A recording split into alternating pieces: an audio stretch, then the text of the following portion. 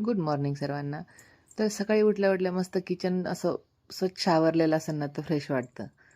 आणि मला सकाळी लवकरच उठून आद्विकच्या डब्यासाठी तर उठावंच लागतं आणि स्वयंपाक करावाच लागतो. तर मी सुरुवात केली इथं माझ्या स्वयंपाकाला. मला आज करायची मस्तपैकी बटाट्याची भाजी, म्हणजे ढोसे बनवायचे त्यासाठी बटाट्याची भाजी. कांदा कापून घेतला बारीक.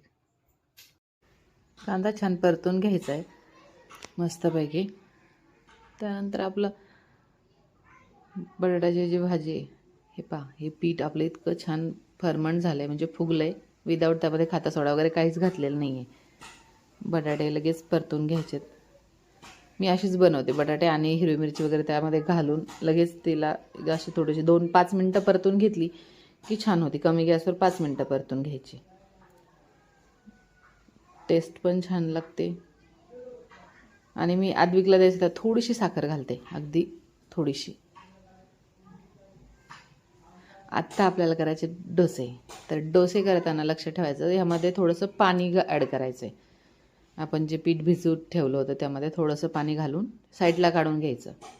तोपर्यंत आमच्या लाडूचं मला दे मम्मा डोसा, मला दे मम्मा उठल्या उठल्या. आणि हे पहा, डोसे एकदम कडक आणि असे मस्त एकदम जाळीदार झालेत.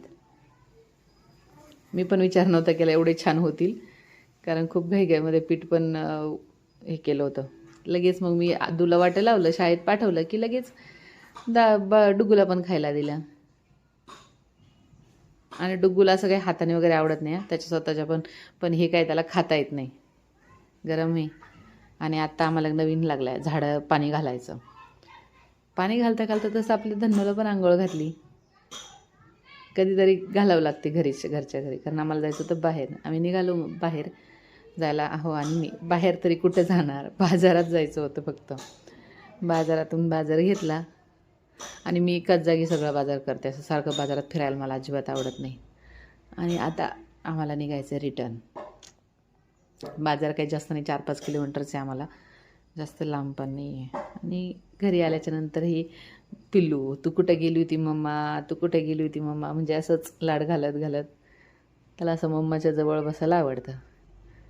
चिडचिड पण होती त्याची, कारण मम्मा सोडून जाती, त्याला वाटतं घेऊन जावं. आणि सध्या पावसाचं वातावरण, त्यामुळे लेकरं न्यायला पण नको वाटतं.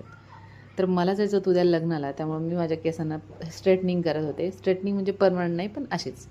तर छान झाली आहे, जे अपेक्षेपेक्षा पण सुंदर झाली. आजच्यासाठी होतं एवढंच. चला भेटूया उद्याच्या ब्लॉगमध्ये, तोपर्यंत बाय बाय.